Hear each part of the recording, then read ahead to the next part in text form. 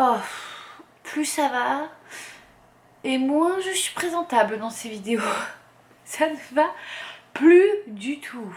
Salut la Thalessi Family, j'espère que vous allez bien. On se retrouve aujourd'hui pour une nouvelle vidéo. Comme je l'ai précisé hier, je ne sais pas s'il va y avoir une ou deux histoires pour la simple et bonne raison que la première histoire que je vais lire est relativement longue.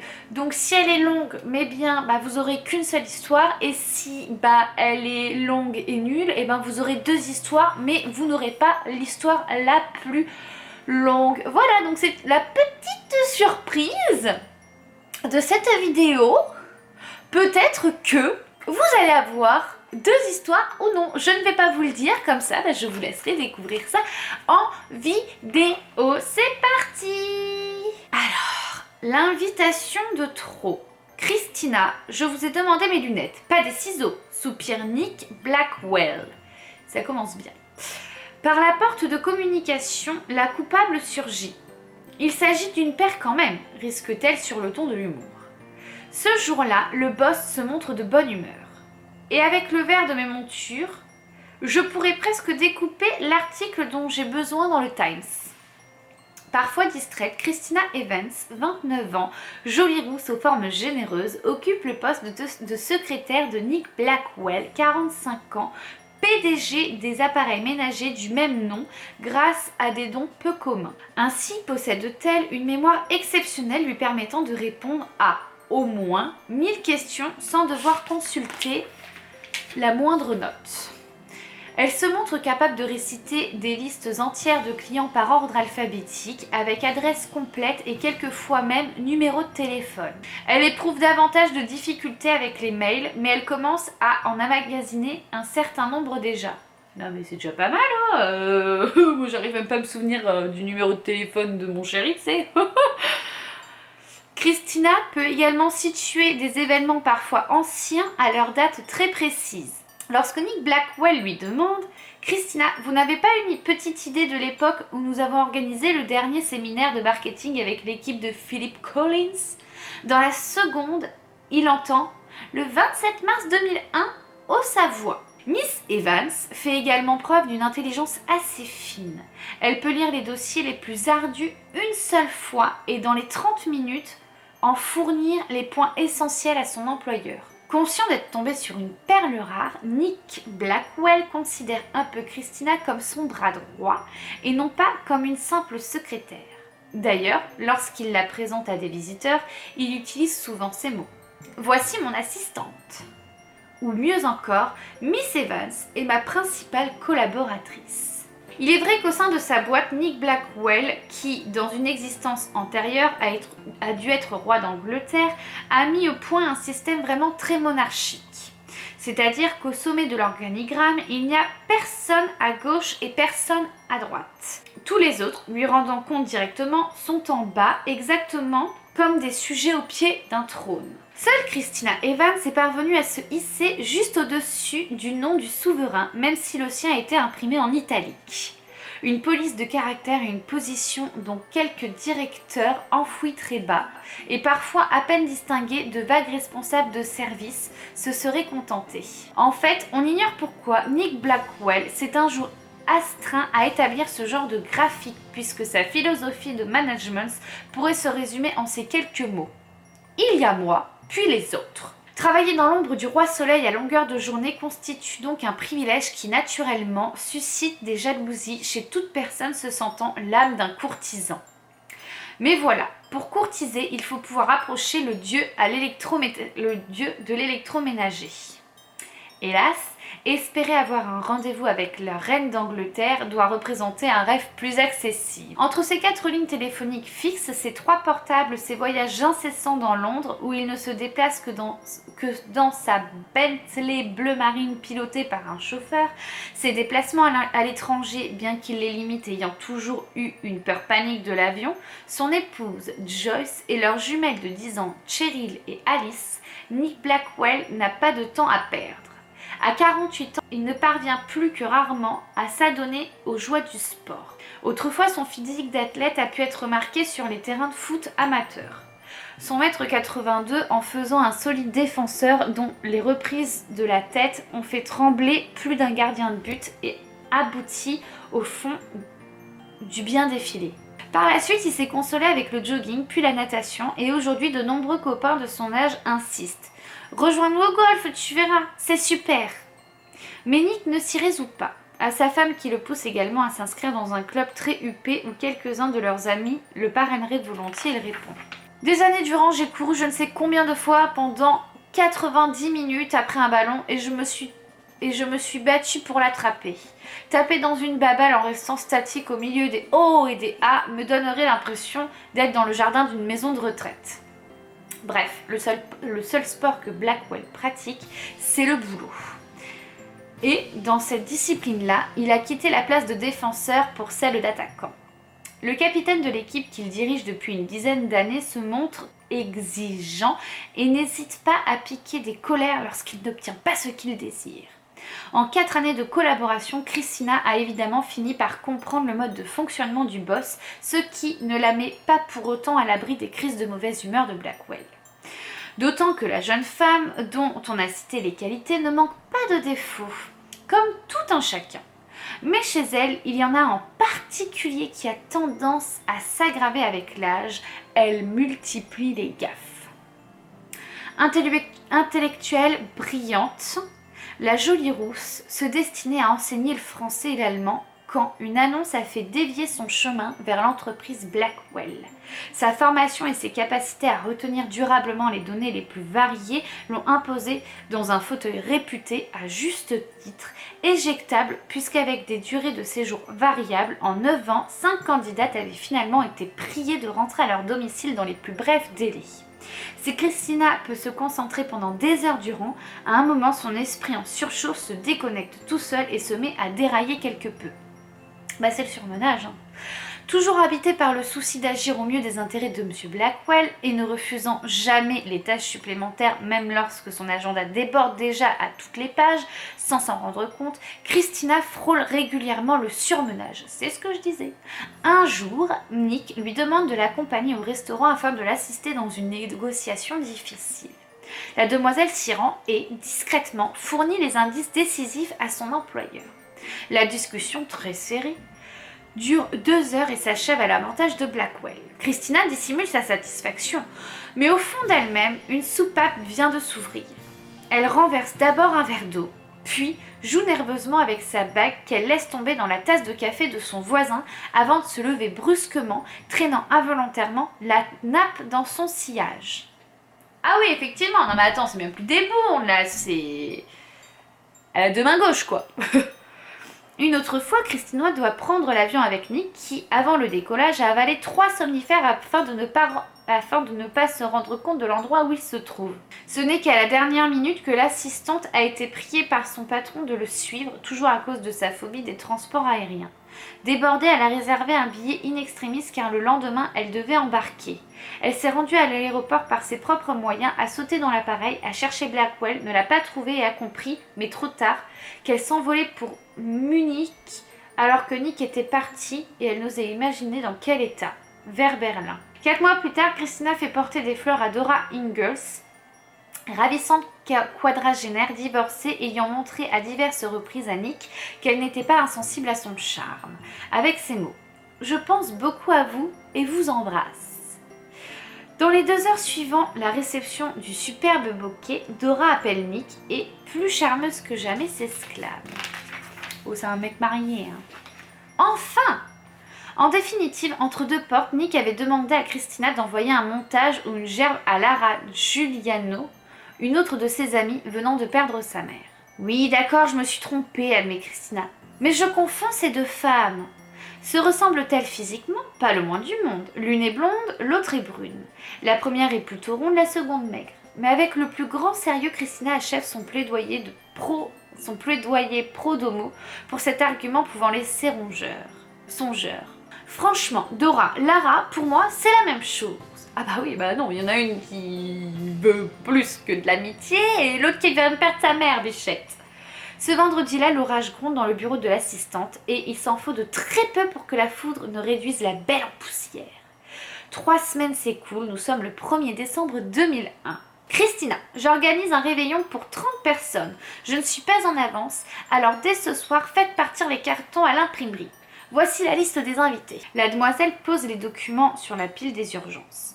Mais il y en a tellement en ce moment, presque plus que dans un hôpital aux pires heures des encombrements. Et il arrive au dossier Noël, ce qui malheureusement peut advenir qu'un patient inscrit après beaucoup d'autres, il est négligé. Oh merde. 5 jours plus tard, Christina retombe sur les notes de Nick et a un coup de sang.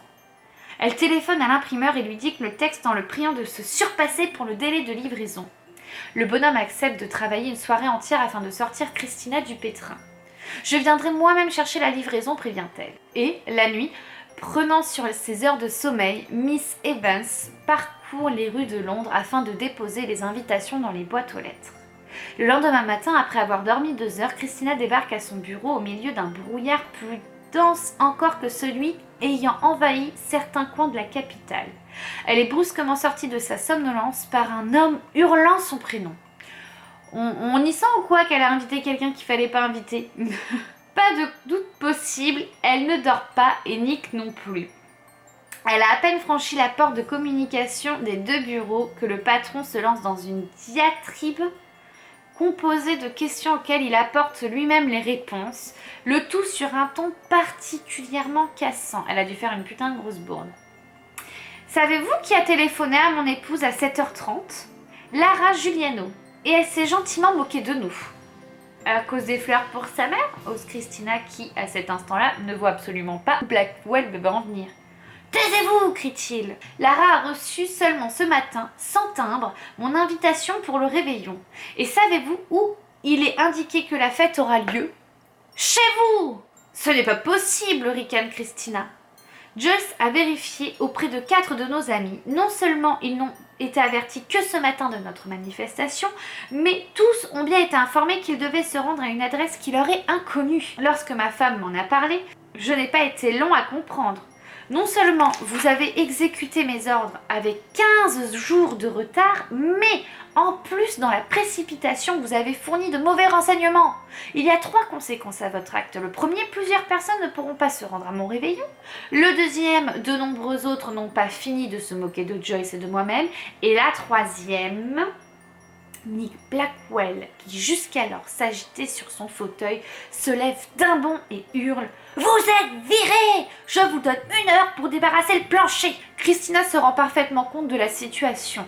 Elle ne proteste même pas. Conservant son calme, elle regarde Nick Blackwell en silence, ce qui le décontenance. Elle finit par dire « Je crois que c'est le premier vrai service que vous me rendez. Pas lourd en comparaison de tout ce dont, grâce à moi, vous avez été le bénéficiaire. Je ne parle pas de mon job, non, mais de tout ce qui n'en relevait pas. Les préparatifs d'un réveillon privé, par exemple. Il fallait effectivement que cela cesse. Vous avez raison. Je n'ai jamais compté les jours, les semaines, les mois que j'ai sacrifiés à cette boîte. Il est grand temps que j'aille les récupérer. J'y vais de ce pas. » Mal à l'aise, premier fait rarissime chez lui, Blackwell ouvre la bouche trop tard. Deuxième fait rarissime, Christina a tourné les talons et fermé la porte. Et troisième fait rarissime, Nick réalise qu'il a perdu. À la fois un combat inutile et une collaboratrice unique. 24 décembre dans la soirée, chez les Blackwell, les bouchons de champagne sautent et les joyeux Noël fusent depuis une bonne heure. Paniquée à l'idée de se retrouver à la tête d'une réception désertée, Joyce Blackwell a finalement attiré encore plus de monde que prévu initialement. Et contrairement à ce qu'elle et son mari craignaient bêtement, plus personne n'évoquait le petit incident des cartons distribués à la hâte et mentionnant une adresse erronée. En fait, seul Nick pense encore à cet incident. Et malgré sa famille, ses amis et le Moet Shandon coulant à flot, il ne peut s'empêcher de chasser ce pincement au cœur lui gâchant sa soirée. « Eh oui, t'as fait une putain de bourde !» Dès qu'il a jeté Christina de l'entreprise, il a réalisé que, là, l'auteur de la gaffe, c'était lui. Et il regrette comme jamais. Dans sa carrière de patron, il en a viré des gens. Ce fut parfois triste, mais jusqu'alors, Nick n'avait pas éprouvé à tort ou à raison le sentiment de s'être montré injuste. Dans le cas de Christina, il se trouve surtout idiot. Bien sûr que cette perle rare était surchargée depuis de longs mois, qu'elle menaçait sans cesse d'imploser et que lui, Nick, en rajoutait parce que Christina n'avait jamais émis la moindre réticence et parce qu'il devait bien l'avouer, il n'avait totalement confiance qu'en elle. Alors oui, il s'était largement fourvoyé. Et cerise sur le gâteau de Noël, sa fierté et son orgueil l'avaient même empêché d'essayer de retenir la demoiselle. Il ne lui avait même pas dit au revoir. Une fois de plus, la dernière, Christina avait parfaitement respecté les règles imposées. Nick lui avait donné 60 minutes pour vider les lieux. Elle n'avait pas débordé de 30 secondes. Après l'heure fatidique, Nick, prostré dans son bureau, avait entendu les pas de sa désormais ex-secrétaire s'éloigner. Il avait tapé un coup de poing rageur sur son bureau et s'était fait mal. 23h10. La fête bat son plein. Nick prétexte un mal de tête et des médicaments à trouver pour s'éclipser. Malgré son aversion pour la conduite automobile, il saute dans sa Bentley et roule jusque chez Christina. Ah bah oui, il avait l'adresse, donc c'est bon. Une trentaine de minutes plus tard, il sonne à son domicile. Pas de réponse. Il attend un quart d'heure, en vain, puis écrit un mot. Chère Christina, je ne voulais pas laisser passer cette nuit de Noël sans venir vous présenter mes excuses. J'ai été odieux. Je ne mérite sans doute pas votre pardon. Je désirais simplement du fond du cœur vous remercier pour ces 4 belles années passées en votre compagnie. À l'occasion, appelez-moi, cela me ferait plaisir d'avoir de vos nouvelles. Et si d'aventure vous désiriez récupérer votre poste, faites-le moi savoir. Je vous souhaite, malgré ma conduite, un joyeux Noël. Bon, c'est bien parce que déjà, c'est un homme qui sait se remettre en question. Dès qu'elle a franchi le seuil des établissements Blackwell après avoir signé les documents de son licenciement, Christina s'est octroyé un repas copieux sans consulter sa montre, sans se demander si elle avait le temps de commander un dessert et si elle n'allait pas se brûler en avalant un thé, car il ne lui restait plus que 10 minutes pour le consommer, réclamer l'addition, la régler et courir vers son bureau. Ensuite, repuée sur elle est rentrée chez elle, a pris une douche et, aux alentours de 16 heures, s'est glissée dans son lit avec un volupté qu'elle n'avait plus connu depuis. Elle n'eut pas la possibilité de s'en souvenir car en 3 secondes, elle s'endormit jusqu'au lendemain matin.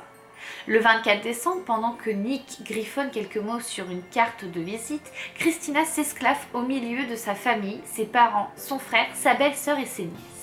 Bien sûr, son père et sa mère s'inquiètent pour son avenir professionnel.